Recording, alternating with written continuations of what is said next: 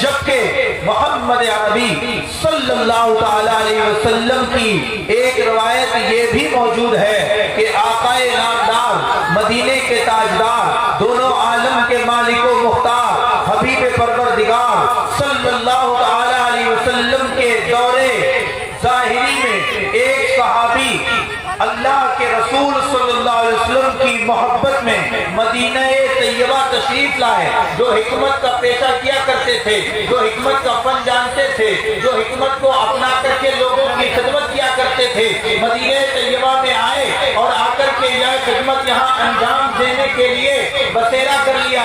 ایک دن کیا دیکھتے ہیں کہ انہوں نے اپنا بوریا بسترا باندھ لیا ہے، مدینہ شریف سے کوچ کرنے کی تیاری کر لی ہے۔ لوگوں نے پوچھا کہ آپ کیسے آئے تھے، کہاں جانا ہو رہا ہے؟ انہوں نے جواب دیا، میں مدینہ طیبہ میں آیا تھا، اس لیے آیا تھا کہ شہر مصطفیٰ میں جا کر کے میں لوگوں کی خدمت کروں گا، لوگوں کو جو بیمار ہے ان کا علاج و معالجہ کروں گا، لیکن میں نے یہاں یہ دیکھا ہے کہ کوئی بیمار ہی نہیں ہوتا۔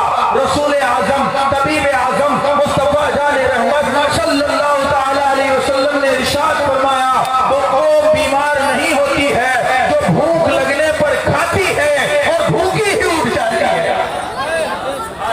تو نعرہ تکبیر، نعرہ رسالت، جشن غوث الورا حضرت علامہ ڈاکٹر ناظر رضا صاحب قبلہ، بہت کو ماشاءاللہ۔ سمجھ آ رہی ہے؟ بولو، آ رہی ہے سمجھ میں؟ تو پھر سمجھو، آج آپ کو میں صحت کی کنجی عطا کر کے جانے والا ہوں، کیونکہ جو میں آپ کو عطا کر رہا ہوں اس میں کوئی میری بڑی بات نہیں ہے، بلکہ یہ فیضان غوث العظم ہے۔ سبحان اللہ۔ اگر آپ کی صحت اچھی رہتی ہے، آپ ایک صحت مند انسان رہنا چاہتے ہیں، تو میری ہر گفتگو کا گوشہ آپ کے لیے، ورنہ پھر کیا ہوتا ہے جب چڑیا چن گئی تھی۔ آج ضرورت ہے کہ ہم اپنی اچھی صحت کی بقا کے لیے ہم کو کیا کھانا چاہیے، کیا پینا چاہیے، کب کھانا چاہیے، کتنا کھانا چاہیے، ہمیں ہمارے مصطفیٰ جان رحمت صلی اللہ تعالی علیہ وسلم نے دنیا کی ہر شے کا علم دیا ہے، علم حکمت بھی دیا ہے، طب نبوی بھی عطا کی ہے، میڈیکل سائنس بھی عطا کیا ہے۔ آج سائنس یہ کہہ رہا ہے کہ عورت مہندی لگائے گی، مرد کو مہندی لگانے سے نقصان ہوگا۔ یہ آج کون بول رہا ہے؟ آج سائنس کہہ رہا ہے، لیکن سائنس نے آج کہا ہے 1450 سال پہلے مصطفیٰ جان رحمت صلی اللہ تعالی علیہ وسلم نے یہ پیغام دیا ہے کہ عورتیں مہندی لگائیں، ان کی زینت ہے، مردوں کے لیے مہندی لگانا حرام قرار دیا گیا۔ کبھی سوچا ہے ایسا کیوں ہے؟ کبھی سوچ پائے کہ ایسا کیوں ہے؟ لوگ کہتے ہیں زینت کی وجہ سے منع کیا گیا کہ مردوں کو زینت آئے گی۔ میں کہتا ہوں چلو ٹھیک ہے، آپ کی بات بھی مان لیتے ہیں، لیکن اس سے بھی بڑی بات سنو، مہندی کا مزاج ٹھنڈا ہوتا ہے، عورت لگائے گی تو اس کی شہوت ٹھنڈی رہے گی، مرد لگائے گا تو وہ نامرد ہو جائے گا۔ اللہ کبیرہ، بہت سوچا، مرد اگر مہندی کو 40 دن لگاتار لگا لے تو وہ مرد جو مرد کامل ہے وہ نامرد ہو جائے گا۔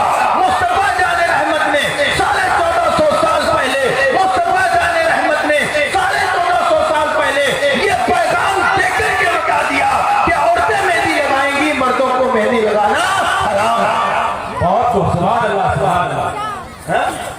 سمجھ آ رہی ہے؟ آ رہی ہے سمجھ میں؟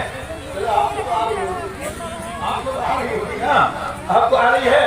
آپ بھی لوگ سن لیجئے، سنیے، میں آج کچھ ایسے رموز اور ایسے اسرار کھولوں گا، آپ کہتے رہیے لوگوں سے سونا مت ہے، لوگ مانیں گے؟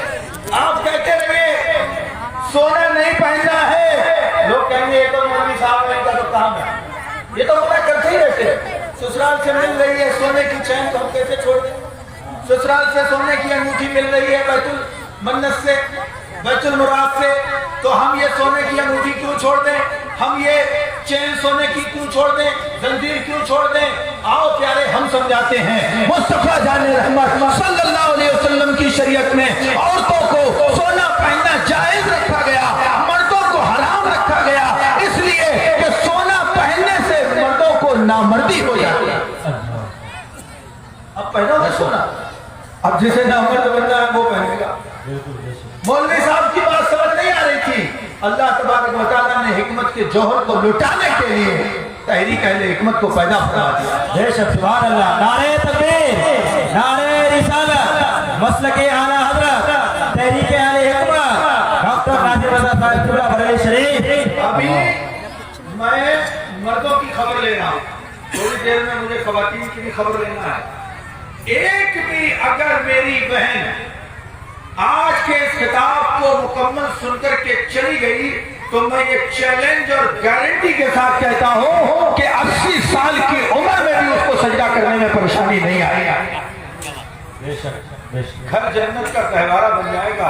आज मैं कुछ बातें करने के लिए आपके सामने हाजिर आया हूँ।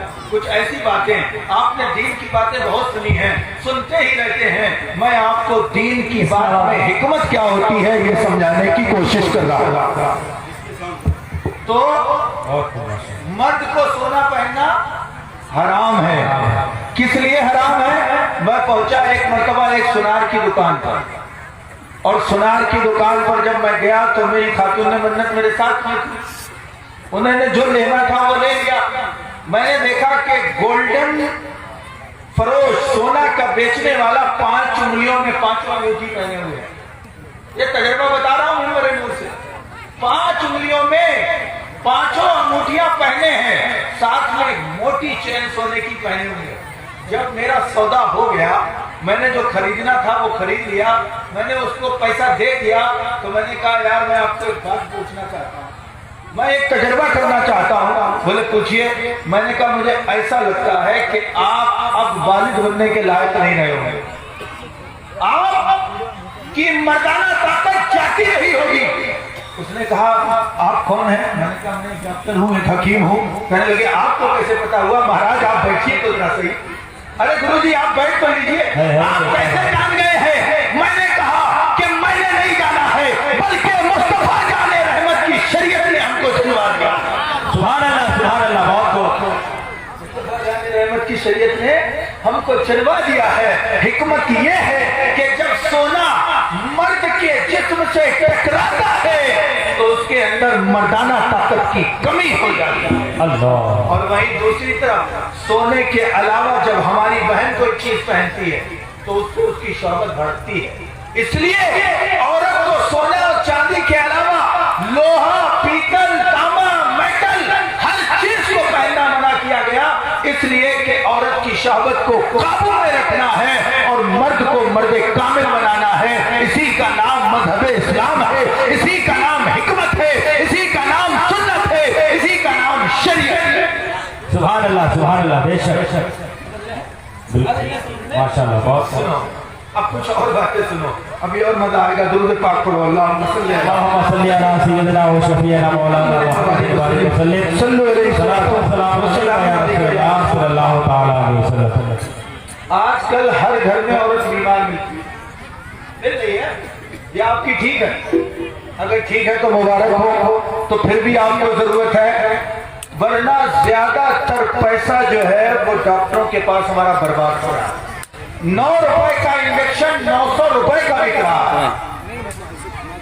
1 रुपए की गोली 100 रुपए की बेची जा रही है और उसको खरीदने वाले हम ही आप हैं। जबकि मेरे आका मुस्तफा जाने रहमत सल्लल्लाहु अलैहि वसल्लम ने इरशाद फरमाया, जो आखिरी 2 लुक़मे सिरका से इस्तेमाल कर लेगा वो बीमारियों से महफूज हो जाएगा। सुभान अल्लाह। बहुत वो बीमारियों से महफूज हो जाएगा। तरीके मुस्तफा को छोड़ देना है असल वजह बर्बादी। तरीके मुस्तफा को छोड़ देना है वजह बर्बादी। इसी से हुई है कौम बेइख्तिदार अपनी। और जब तक हम मुस्तफा जाने रहमत की शरीयत को फॉलो करते रहे, यानी कि हम अपने आका मुस्तफा जाने रहमत सल्लल्लाहु अलैहि वसल्लम की बताई हुई बातों को मानते रहे, हम ही सुरखरू थे। ज़मीन भी हमारे लिए, मक्की भी हमारे लिए, चुनी भी हमारे लिए, चुनी भी हमारे लिए, चुना भी हमारे लिए, इसलिए कि जो चीज हमारे नबी की है वो हमारी है ना, सब हमारा।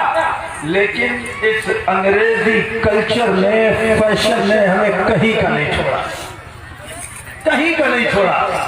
جن لوگوں نے داڑھی نہیں رکھائی ہے، ایک اور بتا دو، اگر آپ کو مردانہ طاقت میں کمی لگتی ہے تو داڑھی رکھا لیجیے، کسی کشتہ کو کھانے کی ضرورت نہیں ہے، کسی صفوف کو کھانے کی ضرورت نہیں ہے، کسی حکیم کے پاس جانے کی ضرورت نہیں ہے۔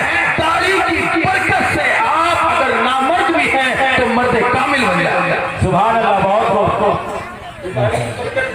میں اپنے تجربے شیئر کر رہا ہوں، پریکٹیکل شیئر کر رہا ہوں۔ اگر داڑھی نہیں ہے تو داڑھی کو رکھا لیجیے، داڑھی کے رکھا لینے سے، اس سنت پر عمل کر لینے سے اللہ تبارک و تعالیٰ مرد کو مرد کامل بنا دیتا ہے۔ سمجھے؟ اب دیکھیے ہمارا کھانا پینا بدل گیا، ہمارا جو کھانے پینے کا لائف اسٹائل ہے یہ چینج ہو رہا ہے۔ کیا کرتے ہیں ہم؟ صبح میں اٹھتے ہیں تو ہم پیتے ہیں بیڈ ٹی۔ اس کو کیا بولتے ہیں؟ بولو، بیڈ ٹی، یعنی کہ بستر پر مل جانے والی چائے۔ بیڈ ٹی یعنی بستر پر جو ہمیں چائے میسر آئے، بیگم بنا کر کے لے آئے۔ ویسے بیگم لاتی نہیں ہے، کیونکہ بیگم جو ہے ان کی خطا نہیں ہے۔ اگر آپ کی بہو صبح کو 10 بجے اٹھتی ہے سو کر، تو اس میں خطا بہو کی نہیں ہے بلکہ آپ کے شہزادے کی ہے۔ بغیر اس کی مرضی کے وہ 10 بجے تک نہیں سو سکتی، جب تک اس کی مرضی شامل نہ ہو۔ اس لیے بہوؤں سے مت لڑا کرو، یہ کسی کا گھر چھوڑ کر، اپنا گھر چھوڑ کر کے یہ تمہارے گھر میں آئی ہے، تمہیں ان کا استقبال کرنا چاہیے، پرائی بیٹی کو اپنی بیٹی ماننا چاہیے۔ گھر جنت کا گہوارہ بنا، سمجھ رہے ہو؟ ابھی میں اس پر آؤں گا، لیکن تھوڑا یہ سمجھانے کی کوشش کر رہا ہوں کہ ہمارا کھانا پینا کیسا ہو۔ صبح میں ہم کیا کرتے ہیں؟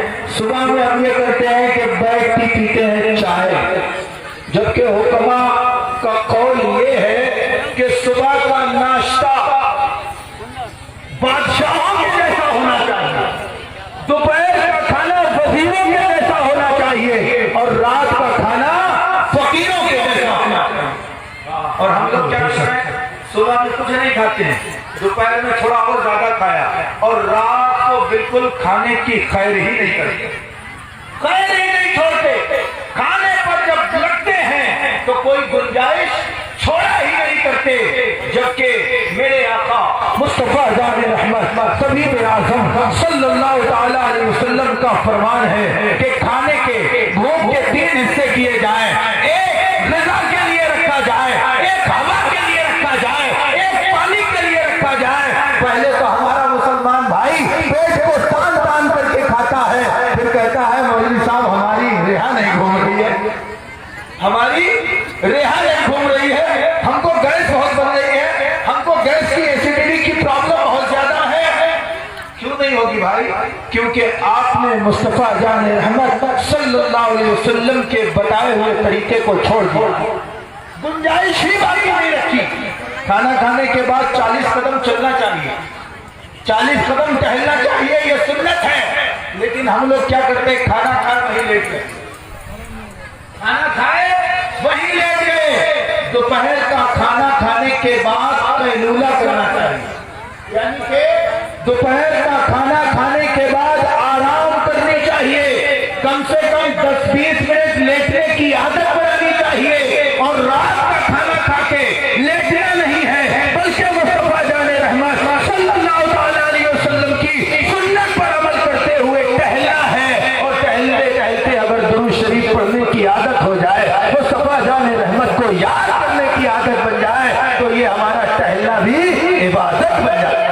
سبحان اللہ، سبحان اللہ، بہت بہت ٹہلنا بھی عبادت بن جاتا ہے۔ لیکن ہم ایک کرتے نہیں ہیں، پھر ہم کیا کرتے ہیں؟ ڈاکٹروں کے پاس جاتے ہیں، ڈاکٹروں کے پاس جاتے ہیں، جائے ڈاکٹر، یہ ڈاکٹر، وہ ڈاکٹر، ادھر کا اپائنٹمنٹ، ادھر کا اپائنٹمنٹ۔ ہم یہ نہیں دیکھتے ہم کر کیا رہے ہیں، ہم نے اپنی جانوں پر کیا ظلم کیا۔ ہم یہ سمجھتے نہیں ہیں کہ ہم نے اپنی جان پر کیا ظلم کر لیا ہے۔ آج کے حالات ایسے ہیں کہ کوئی گھر ایسا نہیں ہے کہ جس گھر میں گرہ یدھ نہ لگا ہو، جہاں وار آف ہوم قائم نہ ہو، جہاں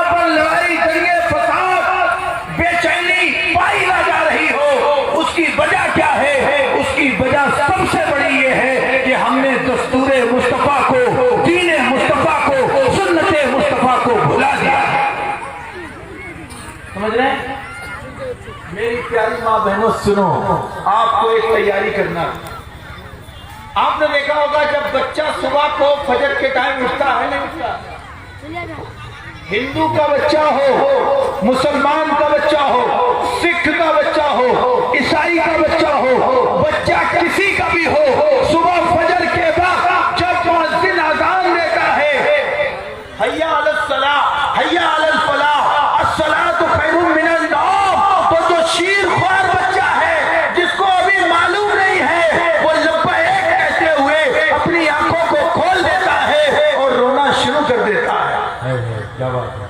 बोलो ऐसा होता नहीं होता? सुबह के वक्त में आप लोगों के बच्चे होंगे, कोई ऐसा बच्चा अगर आपको मिला हो कि जो अभी नासमझ है और फजर के वक्त में सोता रहता हो, तो मुझे जरूर बताइएगा। मैं दावे और चैलेंज के साथ कहता हूं कि सुबह के वक्त में हर नासमझ बच्चा जो अभी समझदार नहीं है, वो सुबह के वक्त में जब मुअज्जिन पुकारता है अस्सलातु खैरुम मिनन नौम, तो उसके पुकारने से पहले ही उठ करके बैठ जाता है। बेशक। क्यों? क्योंकि हर बच्चा दीन मुस्तफा की फितरत पर पैदा होता है, हर बच्चा इस्लाम की फितरत पर पैदा होता है, और इस्लाम की फितरत नहीं है सुबह 10 बजे तक सोना, इस्लाम की फितरत नहीं है। मैंने एक सरदार से मुलाकात की, उससे मुलाकात करके मैंने उससे पूछा कि जरा मेरे भाई ये बताना कि मैंने सरदारों में कोई भीख मांग के नहीं देखा, मुझे सरदारों में कोई भीख मांगते नजर नहीं आता है। इसकी वजह क्या है? उस बंदे ने जवाब दिया, जो कर्म मुसलमानों के थे, जो मुसलमानों का मसीहा उनकी जिंदगी को बदलने के लिए लेकर आया था, वो उन्होंने बदल दिए, हमने उनको अपना लिया। मुसलमान सोता रहता है और हम सुबह को जल्दी उठ जाते हैं। जब तक तेज धूप होती है हमारा काम निपट जाता है, हमारा काम निपट जाता है। मुसलमानों का पैगंबर ये मैसेज देने के लिए दुनिया में आया था कि अपनी रकम, अपनी कमाई का कुछ हिस्सा अपने भाइयों पर खर्च करने के लिए रखना। मुसलमान इसको भूल गए हैं, हमने इसको याद कर लिया है। हमारे यहाँ अगर कोई सिख, कोई पंजाबी, कोई सरदार दुनिया से चला जाता है, तो हम उसके यहाँ रोने के लिए नहीं जाते, बल्कि उसके बच्चों के आंसू को पोंछने के लिए जाते हैं। और हमारे यहाँ क्या होता है? हमारे यहाँ होता है कि अगर पड़ोसी की दुकान बहुत बढ़िया चल रही होती है, तो हमारी तमन्ना ये होती है कि काश इसकी दुकान ठप हो जाए। सरदारों ने तरीका ये इख्तियार कर लिया है कि अगर उनकी दुकान में आग लग जाए, चोरी हो जाए, धंधा चौपट हो जाए, तो वहां रोने के लिए नहीं आते, बल्कि हाथों को जेब में डाल करके उसकी मदद कर देते हैं और उसका रोजगार वैसे ही फिर से खड़ा हो जाता है। ये काम किसका था? ये काम हमारा था। हमें अपने भाई को हाथ पकड़कर खींचने की जरूरत थी, लेकिन हम टांग खींचने में लग गए। काश हमने अपने भाई को हाथ पकड़कर खींचने की आदत बनाई होती, तो आज दुनिया के अंदर निज़ामे मुस्तफा का बोलबाला होता और हर घर में शरीयत मुस्तफा का उजाला होता और कोई गरीब आपको ढूंढे भी नहीं। क्या ये हमारी तारीफ नहीं है कि कसरो कसरत के ताज मदीने की गलियों में ठोकरें खाते हैं? क्या ये ऐसे हो गया था? ये ऐसे नहीं हुआ था प्यारे। और सुनो, ये ऐसे नहीं हुआ था। एक मरतबा क्या हुआ कि 72 घरों में फाके का आलम था। 72 घरों में फाके का आलम। इतने में किसी के यहां से थोड़ा सा गोश्त आ गया। एक सहाबी के दरवाजे पर जब वो गोश्त पहुंचा, तो उसने कहा कि मुझसे ज्यादा जरूरत मेरे पड़ोसी को है। दूसरे दरवाजे जब पर पहुंचा, तो उसने कहा मुझसे ज्यादा जरूरत मेरे पड़ोसी को है, आप वहां दे दें। तीसरे सहाबी के दरवाजे पर पहुंचा, उन्होंने कहा मुझसे ज्यादा जरूरत मेरे दूसरे भाई को है। इसी तरीके से मदीने तैयबा की हर गली में वो गोश्त का टुकड़ा घूम रहा था और पलट कर उसी दर पर आ गया।